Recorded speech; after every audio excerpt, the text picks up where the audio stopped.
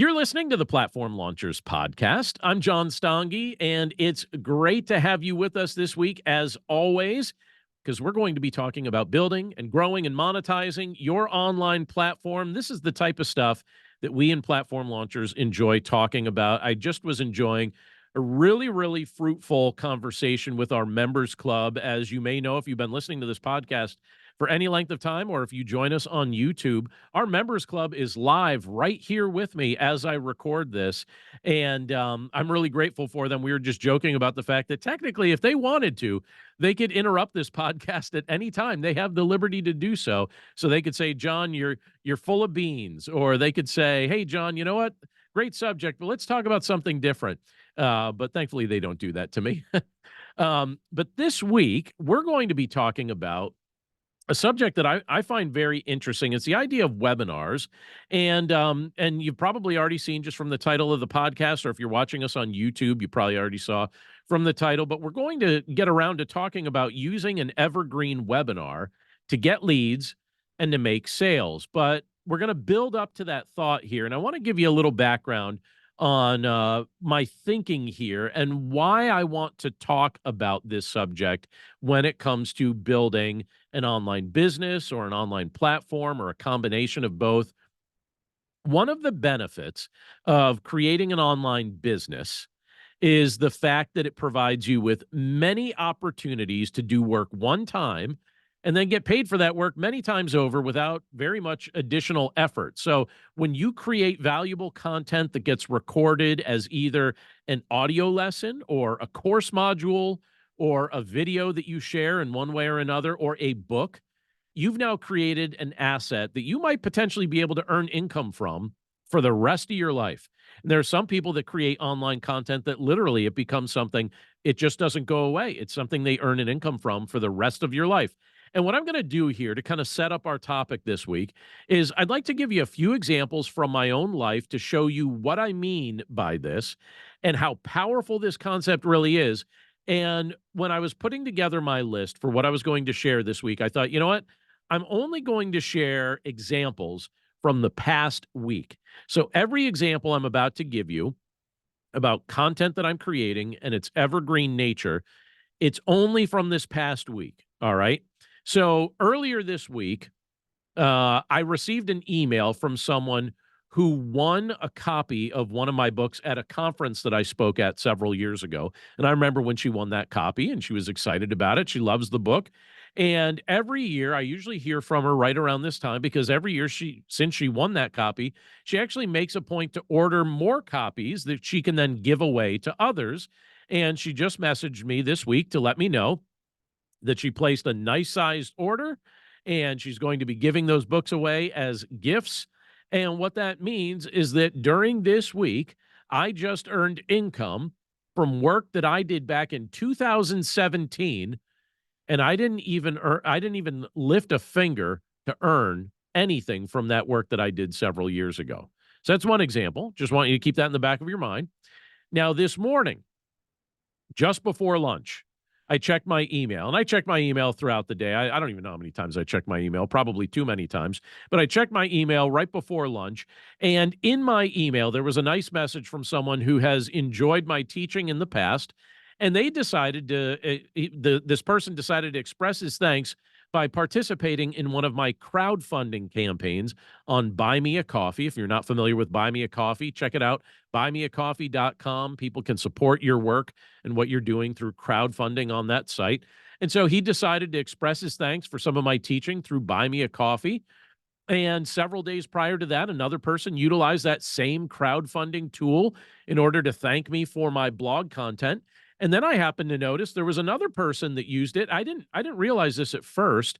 Someone had taken, instead of giving a one-time crowdfunding gift, they decided to utilize a recurring yearly subscription via Buy Me a Coffee, where they support the work that I'm doing with just a recurring yearly gift. And at first, when that gift came in, I thought, where is this coming from? I couldn't figure it out for a little bit. And then it dawned on me that it was also through Buy Me a Coffee. So that's, again, this week, crowdfunding. All right. This week, I also received a notification that someone had purchased an online bundle that included one of my courses. And I thought, oh, that's great that bundle is something that somebody is utilizing. And several days prior to that, I received notice that 3 people had signed up for my 48-hour pass to my online video library here in Platform Launchers. I was grateful to see that as well. One other thing I'll make mention of, earlier this week, I also received 2 checks for advertising revenue that's connected to my podcasts. And the episodes that were advertised on were actually recorded years ago. They are not recent episodes. They were recorded years ago, but because they still have value, they allow me to earn regular income from advertising. Now, I gave you a variety of things. These are only examples from this week so far. But each example has something in common that I want to highlight. Something I want you to keep in mind because there's a similarity. And what you're seeing here, so the content of the books that were sold, the content of the crowdfunding campaigns, like the crowdfunding campaign itself, the content of the videos that were being accessed, the content of the podcasts that were being utilized and advertised on, is what we would call on all of it. It's all evergreen content. Whether we're talking about the books, crowdfunding, videos, or podcasts, it's all evergreen content that's being referenced. But if you're not familiar with that term, let me just explain what that means really quickly. If we're talking about evergreen content, we're talking about something that doesn't grow old and it doesn't grow stale. It's content that remains relevant. It's content that has ongoing value after it's produced. And I'm grateful for that because from a content creator's perspective, I see a double benefit to the evergreen content that I'm producing. First of all, it's helping people. And that's my primary motivation for all of my online platforms. I've tried to make it so that my primary motivation remains helping people. It's not about what I receive, it's about what I give. Thankfully, there are other things that I receive in the process of doing that. But I think for those of us that are trying to serve others, helping people and providing value for people needs to be our primary concern. So I like that when I create evergreen content, what I'm creating is something that has ongoing value. It's not something that only has value in the moment. It has ongoing value. That fits with my mission and what I'm trying to do with my online platforms to provide content that helps people in an ongoing way. Secondly, when I'm creating evergreen content, what ends up happening that's a benefit to me is that it enables me to earn an income without having to repeat past efforts. So the work that I'm doing there, I don't have to do it again. I've already done it. I don't have to repeat past effort. And what that does is it actually frees up my time in the present to be creating more content. And it frees up my time in the present to be able to serve others without requesting compensation for doing so. So that's why I say I see a double benefit to creating evergreen content. I also have to say that maybe there's like a triple benefit that I can highlight here because I think when I'm creating content like this and it does have the capacity to provide an ongoing source of income, I think it also contributes to a feeling of confidence when I'm approaching my other responsibilities. So I'll give you an example of what I mean by that. For example, I recently raised my rates for voiceover work. I do voiceover work for a variety of videographers and companies and things like that. And I recently chose to raise my rates, and I did so without fear because I thought, you know what, even if my current clients don't want to pay for that increase, I'm not terribly worried because I don't have an over dependence on that as a single source of income. So if it goes away or it's temporarily lessened, I won't be devastated. But now let's take the concept of evergreen content a little further.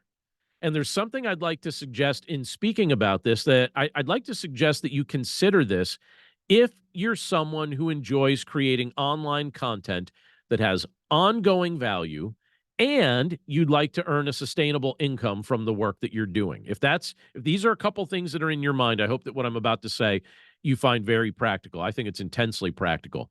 But to be able to make a living from the work that you're doing online, You need to first of all get eyes on your content. People have to see your content.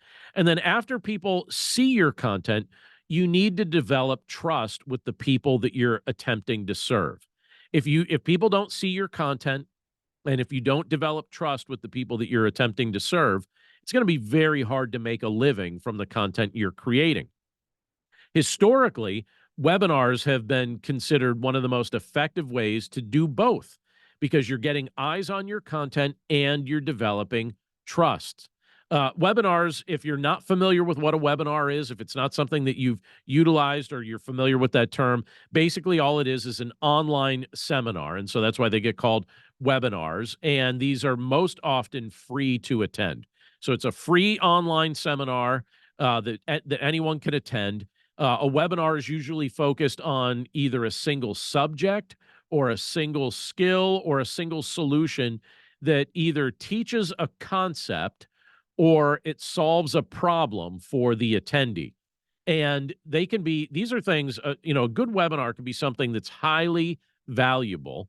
And at the same time that it has a lot of value, it's also typically offered for free. So it's a valuable thing, a valuable teaching opportunity that's offered for free that also helps you develop trust with an audience that's now getting some eyes on what you're creating. And the process of creating or producing webinars, it typically looks like this. Let me share 5 things that it typically involves. First of all, it starts with you identifying a problem that you're qualified to solve. So you think about a problem that people that you're serving have, and if you're qualified to solve that problem, you start putting some content together and you identify the problem that you're qualified to solve so that you could begin addressing it. Second thing, you find an audience of people who are experiencing that problem and you invite them to sign up to attend your free, no strings attached webinar. So you want to get in front of an audience that has that problem, whether it be through someone else's platform or through social media, whatever it may be, but you find an audience of people who are experiencing that problem and you invite them to sign up to attend your free, no strings attached webinar. Third thing that this involves is this: when they register to sign up, you receive their email address, which can then be used to connect with them again in the future. And that's a highly beneficial thing. You want to be able to connect with them at least, one additional time, if not many additional times in the future. And so when they register to sign up for that webinar, they give you their email address to be able to sign up. Fourth thing is you give the webinar, you deliver your solution during that online webinar, and you host it through something like Zoom or some other video platform. There's also Webinar Jam. We were also talking about the fact that many people use Facebook for some of their webinars. These are all options, but you do want to make sure that you're trying to collect email addresses when you're sharing your webinar. Lots of options, though, to choose from when it comes to actually sharing the video. And then the fifth aspect of this is this: at the end of the webinar, you offer something with additional value for those who find your teaching beneficial. So at the end of the webinar, you might offer a course, you might offer a coaching bundle, you might offer a membership community. If you lead a membership community, you might offer a book, you might offer some other resource. But typically at the end of your webinar, you offer something with additional value for those who find your teaching beneficial and want to carry on in this process with you. The hardest part of this process, the hardest part of the entire thing, is not producing the training content. Sometimes people think that the hardest part of all of this is going to be producing the training content. That's not the case at all. The hardest part of the whole thing is getting people to the webinar itself. And another challenge you're going to experience when you're trying to introduce this to other people is the fact that there are going to be people who want to attend the webinar that you're putting together, but their schedule may not allow them to be present for the period of time that you're going to be teaching. Maybe they're in a different time zone. Maybe they have a different work schedule than you have. Maybe they have children and you're doing something at night and their children need their attention. So with that in mind, knowing that when you offer that webinar, it's not going to work with everybody's schedule, I'd like to offer or suggest a win-win scenario, a win-win solution that I think would be highly beneficial for you and the people you're trying to serve. Instead of your webinar only being available to live attendees, make sure it's recorded. Make sure it's available well beyond the day that it was first offered. If you hold on to the recording, and again, your content is, remember the word, evergreen, you can still create a sign up page right there on your website that allows people to register for that webinar and then view it at a time that's convenient for them. And you could promote that webinar as a lead magnet when you're a guest on podcasts. You could have that front and center on your website. You could share it with your email address. You could share it on your social media. You could let people know that it exists. And if it's right there, people can sign up for it and take it at their leisure. And if the content's evergreen, it can become an ongoing source of connection and something that allows you to serve people long term, well after it's first produced. And as people view that webinar, specifically, we're talking about the recorded evergreen webinar, as they view it, several things are likely to happen. I think number one, they're likely to benefit from the help and the advice that you offer them. Because if you're offering this from a perspective of serving other people, I think that that's something that they're going to benefit from. Your whole point is going to be to solve a problem. So you'll be solving a problem for those who view it.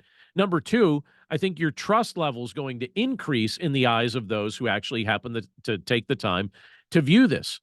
Number three, a third benefit that comes from this is you will have access to their email address, which will allow you to contact them again in the future. If you do a weekly newsletter, if you have a special product or something like that that you're sharing, you're going to be able to share that with those that actually give you their email address and allow you to do that. And number four, the other benefit that you're going to experience from going through this process is you're going to have a piece of evergreen marketing content that can be used in an ongoing way to point people toward the products and services you offer in perpetuity. And I'm bringing this subject up because this is something I've used in the past to great effect. I found it very, very helpful. And I'm going to be offering more evergreen webinars in the future. There's some content that I've been working on already. But I just want to say it's a great way to be able to serve people for free while building trust with a new audience of potential clients and potential customers. I'm mentioning it this week as our training, as our topic for this week, because I actually hope this is something that you'll give an attempt to, that you'll give it a try. And if you'll and just see if this idea might work for you. Most of the work for this is on the front end, not on the back end. This fits into that category of things that involves doing work once and then reaping ongoing benefit. I gave several other examples of ways in which I like to do that just with the kind of content I create with my overall platform. But I wanted to just mention the fact that when you create a webinar like this, you're creating a marketing piece of content that has ongoing benefit, that can really be something that helps introduce people to some of the solutions that you've taken the time to put together, to, come up with, to be able to share. I hope you find it beneficial. I hope you'll give it a try. If you do give it a try and you have some thoughts that you'd like to share, send me an email. My email address is john@platformlaunchers.com, and I'd love to hear from you. Again, I always invite our listeners to stop over to platformlaunchers.com. On the website, you'll see a variety of things. You'll see a whole bunch of free content that we have. You'll see access to our video library, access to our members club, courses we have in our university that enable people to build, grow, and monetize online platforms. And you'll also see a couple things that are free. You'll see our 21-day platform development planning guide, and you'll also see that you could take a free 2-week test drive of our members club. We'd love to invite you to do that. It's all available at platformlaunchers.com. Thanks again for tuning in with us this week, whether you're listening on the podcast or watching us via YouTube.